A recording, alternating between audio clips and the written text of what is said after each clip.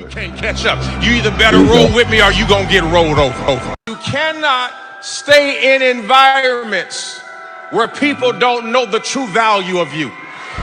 If you stay in environments where people don't recognize the value of you, you will shrink your gift to the size of what they can stand. And that's what causes anxiety and depression and stress, because you have had to shrink into a form where people can tolerate you. I refuse to be small because you think small. I'm not shrinking my vision because you can't catch up. You either better roll with me or you gonna get rolled over. You can't. All right, that was it. Now, I'm going to say this because I've been in this situation before.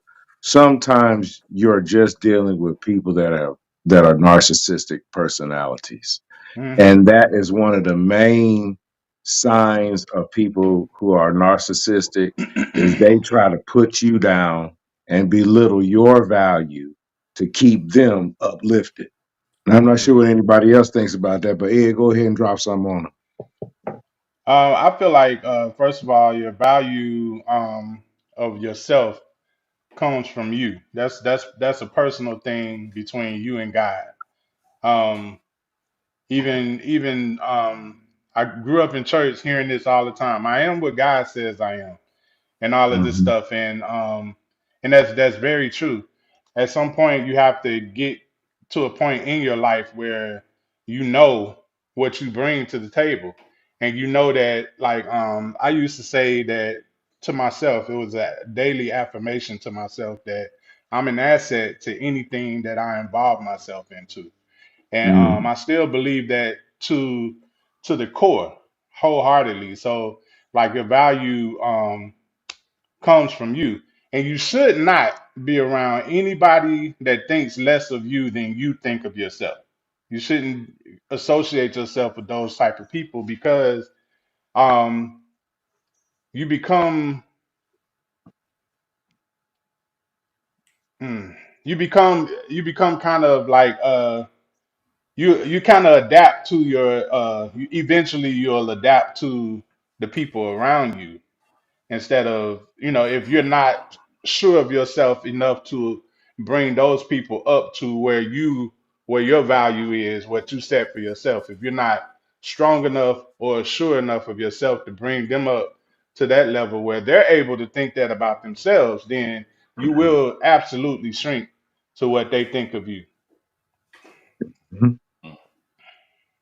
Erica, what you think? I do agree with Ed that, our value is definitely something that is between us and God, right? But I feel like what Pastor Keon said in that video is super duper powerful, because sometimes we walk into environments where we really think that those environments will be conducive to our growing, and we quickly find out that that environment is actually not helping us grow in any way, shape, or form. I've actually recently kind of experienced this.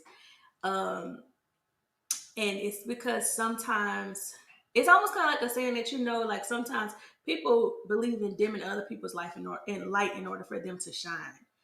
And when you get in those type of situations, it is best to just exit as quickly as possible. Like, I really appreciate what he said when he said either you're going to roll with me or you're going to get rolled over. And Hmm. that's kind of the mentality that we have to have. We have to have that mentality, like, I'm going to do me regardless, because I know what I'm worth, Mm. and I know my Absolutely. value, and I know who I am, and I know whose I am. So I Talk don't, that talk, AJ. whatever attitude, whatever issues you have going on, it's not going to stop me, because as our favorite aphorism says, hurt people hurt people. Mm-hmm. And Right. if you allow those people to bring you down, they will bring you down. For some reason, Absolutely. that those negative attitudes actually can take shape and transfer that energy so quickly. Sometimes it's harder to transfer positivity than it is negativity. And with that being said, we just got to be careful and cautious of our circles, of what we're listening to and where we're feeding ourselves. That's my Absolutely. take. Yeah. Um. So Bishop, what you did you have a thought on it? Because I got a scripture. Go ahead. Go ahead. Put I it on them. I got a scripture. Well, I got two things. Thing number one, for God so loved the world that He gave His only begotten Son, that whosoever believeth Him shall not perish but have everlasting life. And even last week's sermon was about, am I to die for? Hmm. Because if you are to die for, that means you are precious enough, you are beautiful enough, you Hmm. are special enough, you are you mean enough to God to where you mean something and your light is worth having. Okay, your light and your spotlight is worth having. Okay, Hmm. Overseer Burton, we see you in the building. We appreciate you coming in and checking on us, fam. All God right, bless you, Bishop. but in all that, I still say, um, you don't have to dim. You shouldn't have to dim your light for anyone. And anyone Right. that's asking you to dim your light, clearly they don't see you as important. Clearly they don't see you as vital. Clearly they don't see you as worth dying for. Matter of fact, if Hmm. somebody chose you to that extent, we go to Ephesians 1:4.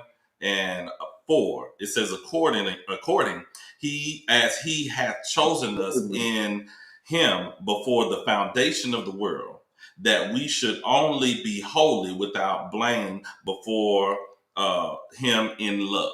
Okay, I'm using that scripture to say that somebody was thinking about you even before you was born.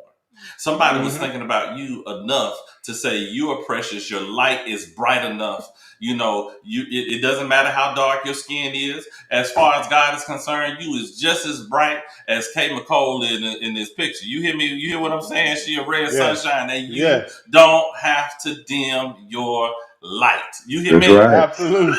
Absolutely. You know.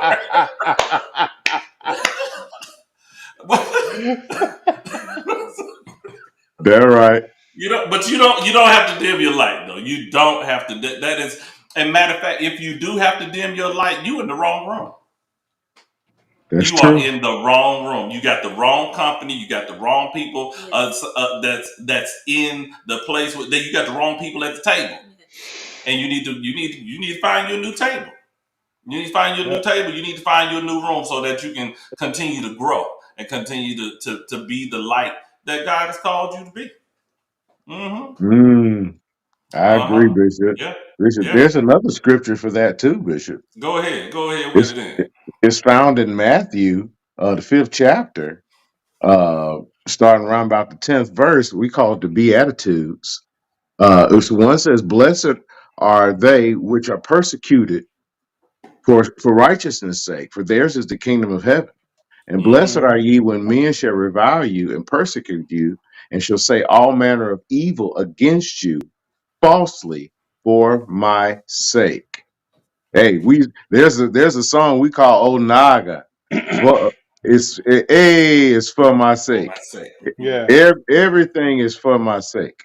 All Mm-hmm. right. Yes. And so you don't worry about when people try to belittle you, try to put you down, try to make themselves seem better than you. You go into the vineyard and work, and whatever is right, God is going to pay.